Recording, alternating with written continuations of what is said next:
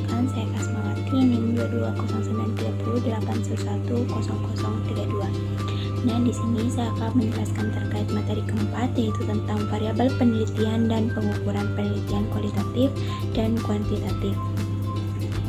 Pengertian dan jenis-jenis variabel. Menurut Sugiono tahun 2016, variabel penelitian adalah suatu atribut atau sifat nilai dari suatu orang, objek, atau kegiatan yang mempunyai variasi tertentu yang ditetapkan oleh peneliti untuk dipelajari lebih lanjut. Hasilnya diperoleh informasi tentang hal tersebut dan kemudian ditarik kesimpulannya. Kemudian berdasarkan fungsinya, jenis variabel penelitian ini dibedakan menjadi beberapa, yaitu yang pertama variabel independen. Variabel independen bebas disebut juga dengan variabel prediktor, stimulus, oksogen, atau variabel yang memengaruhi variabel lain. Kemudian variabel dependen. Variabel dependen adalah variabel yang dipengaruhi atau menjadi akibat karena adanya variabel independen. Jenis variabel ini disebut dengan variabel output, kriteria, konsekuen, dan variabel bebas. Kemudian ada yang namanya variabel moderat. Variabel moderat ini merupakan variabel yang faktornya diukur, dimanipulasi, atau dipilih oleh peneliti untuk mengetahui apakah variabel tersebut mengubah hubungan antara variabel independen dan variabel dependen. Selanjutnya, variabel intervening. Variabel intervening ini merupakan variabel atau penyela yang terletak di antara variabel independen dan dependen. Variabel kontrol. Variabel ini definisikan sebagai variabel yang faktornya dikontrol oleh peneliti untuk menteralisasi pengaruhnya dan merupakan variabel yang dikendalikan atau dibuat konstan.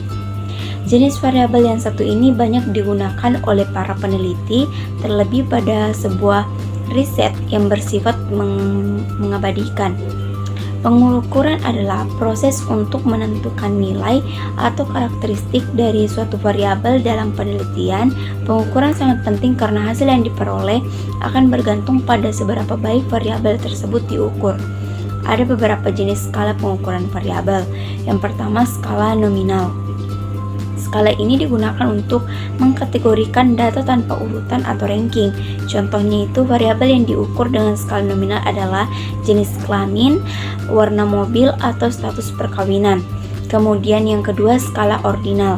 Skala ini mengkategorikan data dengan urutan, tetapi jarak antara kategori tidak dapat diukur secara tepat. Pada skala ordinal, kita dapat mengetahui urutan, tetapi tidak dapat menentukan seberapa besar perbedaan antara kategori. Kemudian skala interval. Skala ini memiliki urutan dan jarak yang sama antara nilai-nilai, tetapi tidak memiliki nilai nol mutlak. Contohnya itu, variabel yang diukur dengan skala interval adalah suhu di dalam derajat Celcius atau Fahrenheit. Dalam skala ini kita bisa mengatakan bahwa perbedaan antara 20 derajat Celcius dan 30 derajat Celcius sama dengan perbedaan antara 30 derajat Celcius dan 40 derajat Celcius, tetapi tidak ada titik nol yang menunjukkan ketiadaan suhu. Kemudian ada yang namanya skala rasio. Skala ini memiliki semua karakteristik skala interval, tetapi juga memiliki titik nol mutlak yang menunjukkan ketiadaan variabel yang diukur.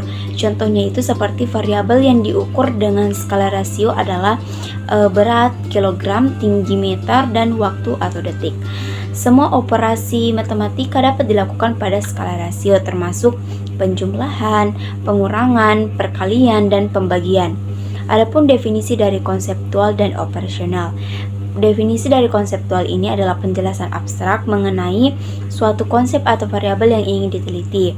Kemudian, definisi dari operasional itu sendiri merupakan penjelasan konkret tentang bagaimana suatu variabel akan diukur. Dalam penelitian ini mencakup langkah-langkah spesifik dan indikator yang digunakan untuk mengobservasi mengukur variabel tersebut. Sekian pemaparan saya terkait materi keempat, yaitu variabel penelitian dan pengukuran penelitian kualitatif dan kuantitatif. Sekian, wassalamualaikum warahmatullahi wabarakatuh.